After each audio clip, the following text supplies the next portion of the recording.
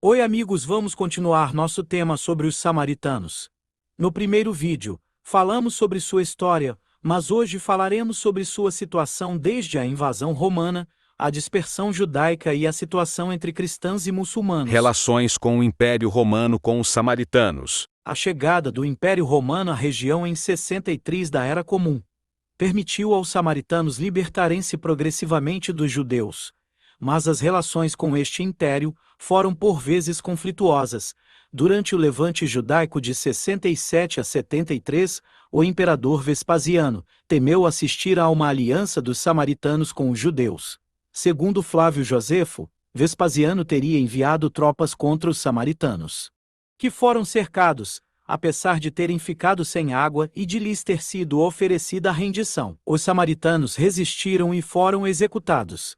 No reinado de Adriano de 117 a 138, os judeus e os samaritanos foram castigados com a proibição de celebrarem o Shabat sábado e as festas, bem como de praticarem a circuncisão e os banhos rituais. As crônicas samaritanas atribuem a Adriano a destruição de todos os seus livros sagrados, com exceção do Pentateuco e da genealogia dos sacerdotes. Relações com o Império Bizantino. O Império Romano dividiu-se definitivamente em 395. A partir desta data, haveria um Império Romano do Ocidente, que desaparece em 476, e um Império Bizantino. O Império Bizantino tentaria converter pela força certas minorias à sua forma de cristianismo. Assim, o imperador Zenelau lança-se de ataque aos judeus e aos samaritanos. Durante o seu reinado, o Templo dos Samaritanos foi destruído pela segunda vez e desta feita de forma definitiva, não tendo sido reconstruído. Sob a condução de um líder carismático e messiânico, chamado Juliano ben Sabah ou ben Sair, os samaritanos revoltaram-se em 529 a.C. com a ajuda dos gassânidas árabes cristãos. O imperador Justiniano e esmaga a revolta. Dezenas de milhares de samaritanos foram mortos ou vendidos como escravos. Outros se converteram, sem dúvida, como maneira de escapar à repressão. De uma população de pelo menos centenas de milhares de pessoas, passa-se rapidamente a uma pequena população. O Império Bizantino foi o responsável pela transformação dos samaritanos de um povo que ocupava uma região onde se desenvolveu a uma minoria submetida e oprimida. Relações com o islamismo. No início, as relações entre os samaritanos e os poderes islâmicos não foram, contudo, muito amigáveis.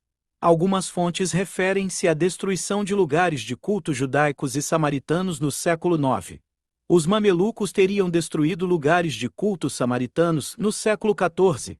As relações com os otomanos foram bastante más, excepto no período final do Império. Durante esta era, muitas famílias samaritanas mudaram de religião. Várias famílias prestigiadas de Nablas, como as famílias Shakshir e Aishimaz-Lameni, que eram samaritanas, aderiram ao Islão nesta época. Em 1596, o sumo sacerdote Pinhezero foi obrigado a se exilar em Damasco, onde se contavam apenas 132 samaritanos. Em 1841, os ulemas de Nablas acusaram os samaritanos de serem pagãos, o que desencorajava certos muçulmanos a incluí-los na sociedade islâmica. Esta crise foi resolvida graças à intervenção do grão-rabino da Palestina, que emitiu um documento no qual atestava que os samaritanos eram um ramo dos filhos de Israel. No fim século X, os samaritanos obtiveram o reconhecimento jurídico das autoridades otomanas através do sistema Milats. No século X, os viajantes descrevem a pequena população samaritana como miserável, composta por comerciantes e alfaiates.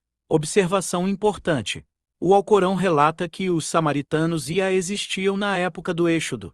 Ver em Sura 20, 85 a 99. Na segunda metade século X, os samaritanos não ultrapassavam 120 pessoas, passando para 146 em 1917. O seu futuro mostra-se assombrado pela consanguinidade, pela pobreza e pelas conversões. Os observadores da época prediziam o seu desaparecimento próximo. Depois da instalação do mandato britânico na Palestina, as relações dos samaritanos com os sionistas foram cordiais.